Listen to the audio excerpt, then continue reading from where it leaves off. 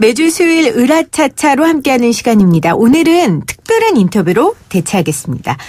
해외에 친척 한두 명 없으신 분들 없으시죠? 정말 많은 분들이 세계 곳곳으로 이민을 가셔서 삶의 터전을 열심히 읽어왔습니다. 낯선 곳에서 을로 산 분들입니다. 그런 의미에서 으라차차와 맥을 같이 하는 인터뷰인데요. 최근 세계 한인무역협회 월드옥타라고 부릅니다. 월드옥타의 신임 회장으로 당선된 하용화 회장 모셨습니다. 안녕하세요, 회장님. 네, 안녕하세요. 당선 후 축하드립니다. 감사합니다. 세계 한인 경제인들을 대표하는 자리에 앉으셨으니 얼마나 어깨가 무거우세요? 네, 처음에 할 때는 내일만 열심히 하면 되겠다 이런 생각을 했는데 네. 많은 분들이 각계각층에서 관심을 많이 가져주시고 네. 사랑하는 걸 보니까 그 축하라기보다는 어쩌면 굉장히 막중한 책임감 때문에 제가 어깨가 무겁다는 생각을 해보고 있습니다. 그렇습니다. YTN 라디오를 해외에서도 많이 들으세요. 네네. 네, 앱을 통해서도 들으시고 홈페이지 통해서도 들으시는데 아마 해외에 있는 많은 한인들이 응원을 보내실 것 같습니다. 먼저 세계 한인무역협회, 요즘은 월드옥타라고 부른다고 하더라고요. 네. 소개를 좀 해주실까요? 네, 원래는 그 월드옥타가 바로 세계 한인무역협회의 약자입니다. 네. 월드 오버시스 트레이더스 어소시에이션이라고 돼 있죠. 네. 이거는 1981년도에 약 한 101명 정도가 모여서 처음에 대한민국이 어려울 때죠. 1981년이니까 대한민국의 물건을 해외에 수출하는데 우리가 돕자. 그래서 구매 사절단으로 시작을 했습니다. 네. 그래서 아시겠지만 그때 해외 모든 분들은 근무 오기도 했고 한국에 투자도 해드렸고 이런 분들이 많으셨죠. 그분들이 바로 이 월드옥타의 주역들이었습니다. 네. 그때부터 37년이란 기간 동안 저희들이 같이 자생적으로 누구의 도움 없이 시작을 했던 그 이 모임이 벌써 전 세계 74개국에 147개 도시에 지금 퍼져 있고요. 네. 그때 그 인원 100여 명이 지금은 약 7천여 명으로 늘어났고요. 아울러서 그 이후에 벌어졌던 저희 차세대들이 2만여 명으로 지금 늘어나 있는 전 세계 최대 네. 750만 그 한민족 디아스포라의 중심 경제단체로 이제 자리를 잡는 그러한 단체입니다. 시작은 1981년도에 이제 무역을 하시는 분들이 모여서 그렇죠. 만든 작은 단체였는데 지금은 전 세계 말씀하신 대로 디아스포라의 역할을 감당하고 있습니다. 그래서 지금은 무역으로 한정된 게 아니라 다양한 분야의 경제인들이 함께하는 거죠? 당연합니다. 그래서 지금은 저희들이 이제 이따 잠시 말씀드리겠지만 13개 통상으로 보면 네. 지금 업종별로 전 세계나 있는 다양화들 이건 IT, 금융, 뭐 물류, 호텔, 요식업 이 모든 업종에 계신 기업인들 즉 비즈니스 오너라고 하죠. 자영업을 하시는 1인 이상의 종업원을 둔 분들만으로 구성된 그러한 전 세계에 있는 최대의 경제단체입니다. 대한민국에서 최고로 먼 국가 어디까지 포함됩니까? 저희들이 제일 먼 데는 남미죠. 여기까지 오시는데 어떤 분들은 기다리는 시간 포함해서 약 네. 30여 시간을 거쳐서 오십니다. 네. 물론 자비로 오시죠. 남미에 있는 경제인들도 지금 이 단체에 포함되어 있고 네네. 아프리카도 포함되어 있고요. 그렇군요. 가장 낯선 나라는 어딜까요? 여기 소속 회원들의 국가 중에. 제가 제일 낯선 데는 네. 보스와나라고 들어보셨습니까? 아니요. 저도 이번에 선거를 하면서 그 회원 중에서 한 분이 거기 지회장을 하시는 분이 그런 얘기를 해요. 보스와나 혹시 아십니까? 그래서 굉장히 제가 막혀서 잘 모릅니다 그랬더니 이 얘기는 제가 잘 안 하는 얘기인데요 하면서 우리는 국민소득이 약 8,000불 정도가 되는 나라니까. 네. 그러면서 이런 얘기를 하세요. 아프리카 하면은 전부 못 살고 미개하고 힘든 나라로 꺼려 하시는데 네. 저희 나라는 저희들이 오히려 우리 한국 분들이 아시면 관광을 좋아하시잖아요. 너무 많이 오실까봐 쉬쉬하는데 회장 당선되시면 꼭 한번 와보십시오. 이러시면서 그 나라는 물도 맑고 공기도 좋지만 사는데 부족함이 하나도 없답니다. 모든 자원이 풍부하고 네. 우리나라 정도의 규모의 나라에 사시는 인원은 몇백만 명이 안 된다고 그래요.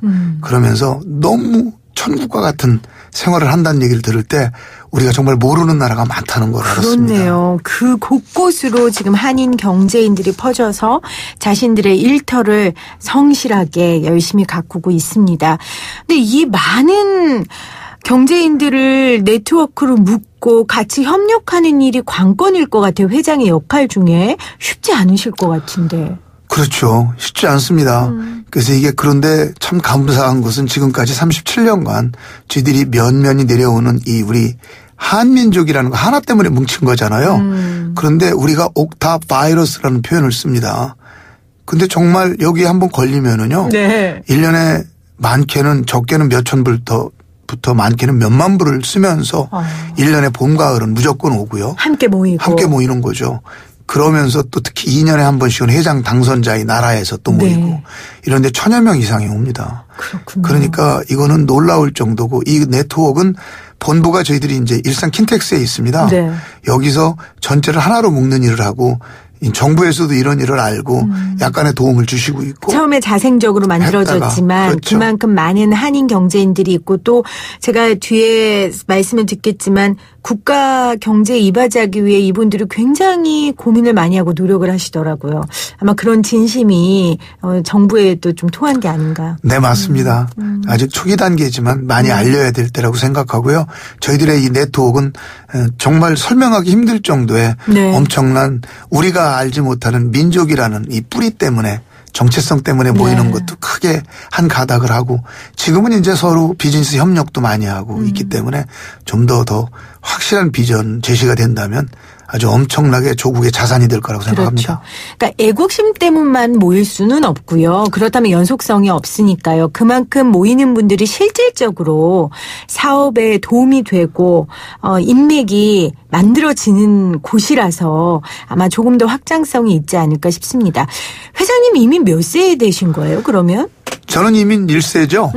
저는 1986년도에 제가 미국을 처음에 유학으로 갔습니다. 네. 그때는 유학이 굉장히 힘들 때인데 어찌어찌 하다가 86년 1월에 가서 영어만 배우고 오겠다 이런 생각으로 또 그 당시에 한 교수님 한 분이 설명했던 게 참 중요해요. 그래서 강연이 그때 영어와 컴퓨터가 앞으로 세상에 필수가 되는 세대가 온다라는 86년도에. 얘기를 30년이 넘은 그때. 네, 네. 그래서 그 말 한마디에 꽂혀서 영어와 컴퓨터 때문에 미국을 갔어요. 아무것도 없이. 그렇죠.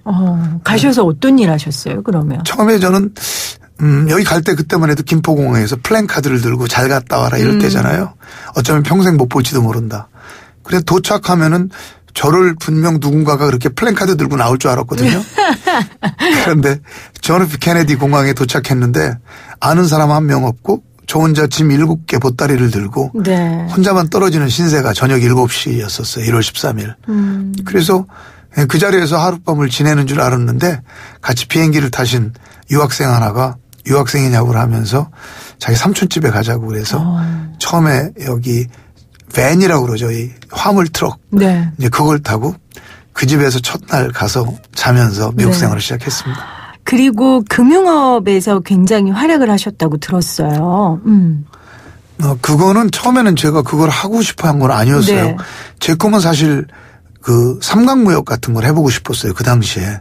왜냐면은 요즘에 말하는 그 세칭 공부를 잘한 것도 아니고 그렇다고 돈이 많은 것도 아니고 집안에 엄청난 백그라운드가 있는 게 아니니까. 진짜 용기와 열정만 갖고 가죠. 그렇죠. 네. 무식하면 용감하다고 지금도 그런 분들이 있었으면 정말 괜찮아요. 요즘 청년들이. 예, 전 세계를 제가 많이 다녀봤는데 네. 그런 세상이 너무 많거든요.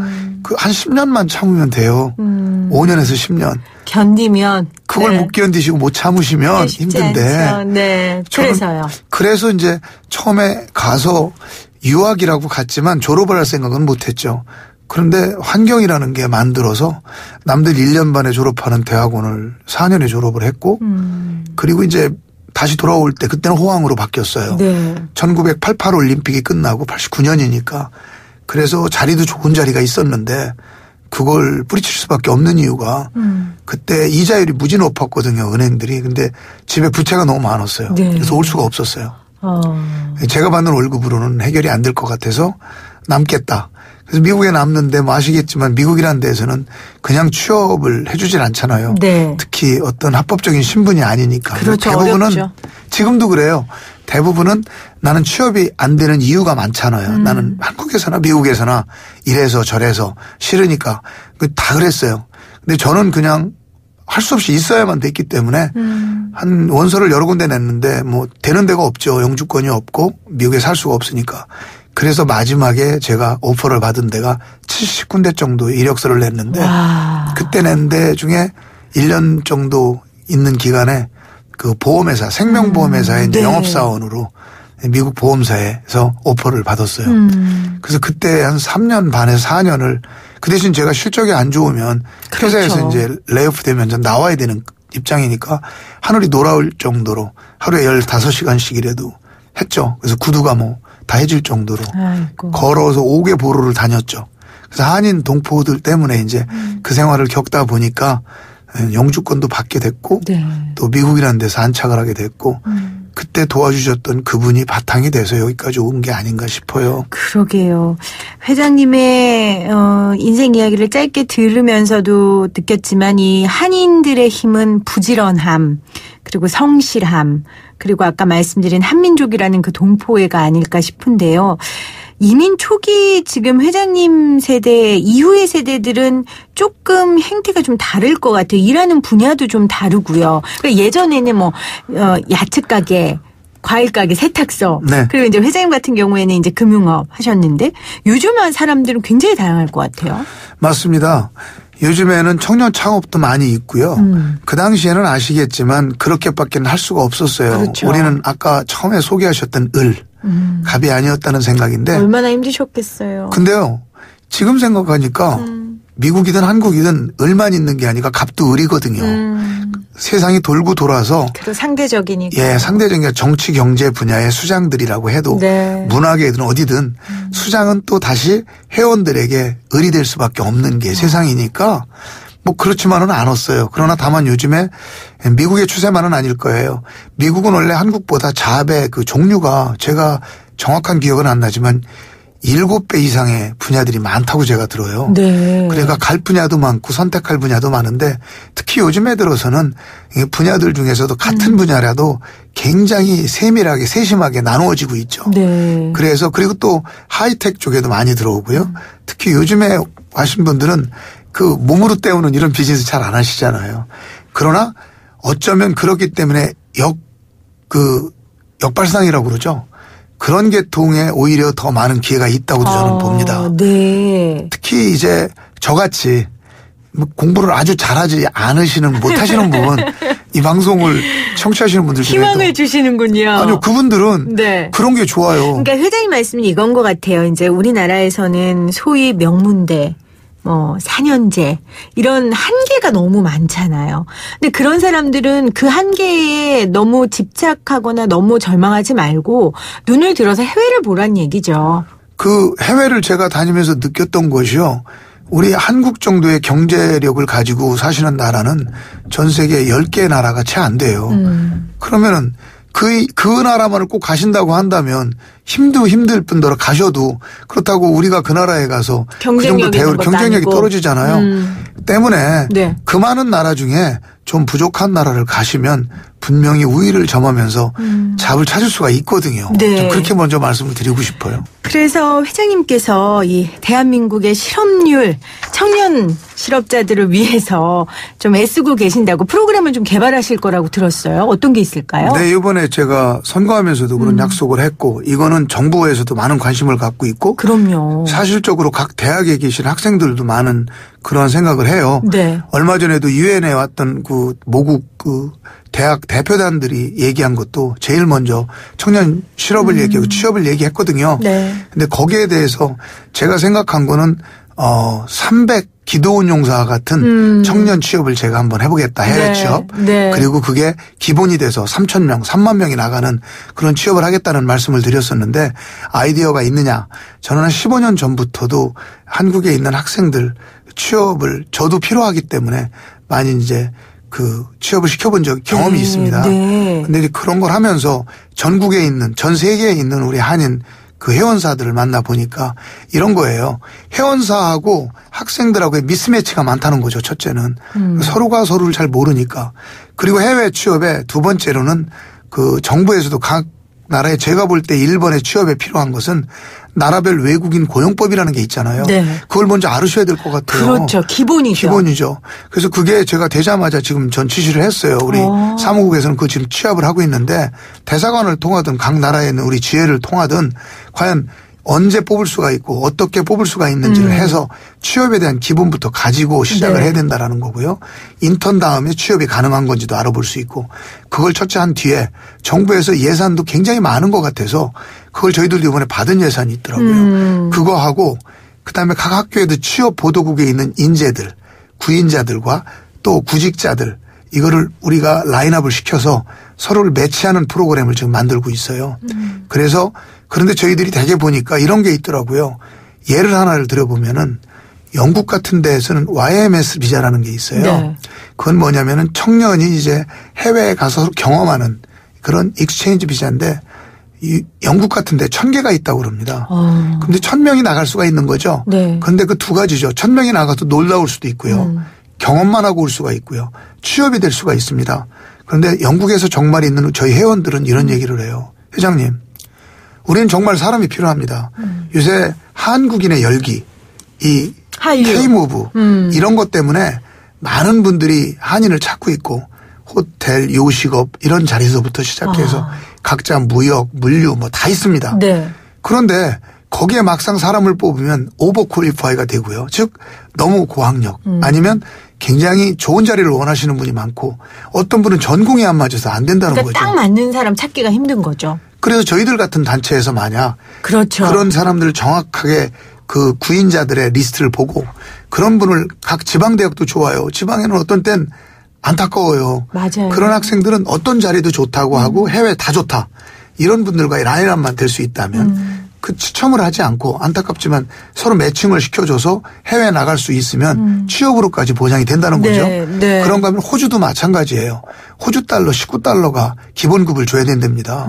그런데 한국에서 가는 학생이 문화적으로나 졸업한 학생들이 뭐 언어적으로나 그렇게 좀 부족한 게 있을 텐데 그 극복할 수 있는 6개월 정도만 어느 정도 보조만 해준다면 분명히 그 회사에서는 뽑을 용의가 있다는 거죠. 네. 뭐 이런 경우도 있고요. 사실은 취업할 수 있는 것들 중에서 그 대학과 그다음에 정부에서도 네. 그다음에 우리 같이 해외에 나와 있는 사람들이 삼자가 머리를 맞대면 지금 얘기한 이 모든 걸 종합해서 만들어내는 선물 세트를 만들면 충분히 해외 취업이 가능하고요.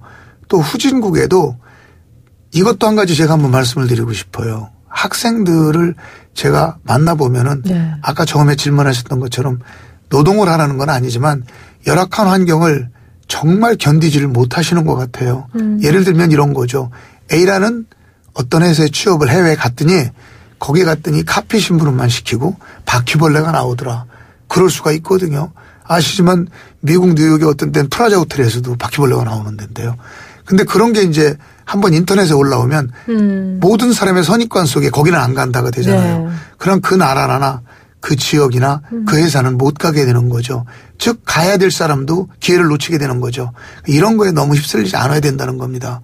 그래서 가능하면은 힘든 일도 견디려고 하는 어떠한 정신적인 무장이 있고 해외 취업이 국내 취업을 회피하기 위한 수단이나 다른 방법으로 쓰시면 절대 위험하다는 걸 꼭 말씀을 드리고 싶어요. 그러니까 해외 취업이 그 말이 핵심인 것 같습니다. 해외 취업이 국내 취업의 도피가 아니다. 더 힘들 각오를 하고 대신 내가 힘든 만큼 더 많은 경험을 할 수 있다는 그런 이점이 있는 거죠.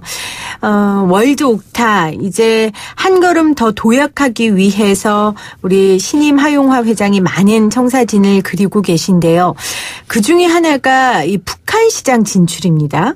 대한민국의 대부분의 상인들이 국적이 대한민국이 아니니까 오히려 대북 사업하는데 좀 자유로우시겠죠? 그렇죠. 그러나 이건 전제 조건이 깔리는 것이 지금 네. 북미 대화에 그렇죠. 문제가 있고요. 네. 이게 모든 것이 국제적으로 완화가 되고 모든 게 화해 무드가 조성된 뒤에라면 네. 저희들은 2004년도에 이런 경험이 있습니다. 월드 옥타에서. 그리고 저희 회원들 중에서는 지금도 이제 모든 게 합법적으로 40% 정도의 생필품을 북한에 지금 그 수출을 하시고 계신 분이 회원입니다. 그리고 이제 이런 분들 외에도 저희들은 이제 중국에 있는 회원들이 많습니다.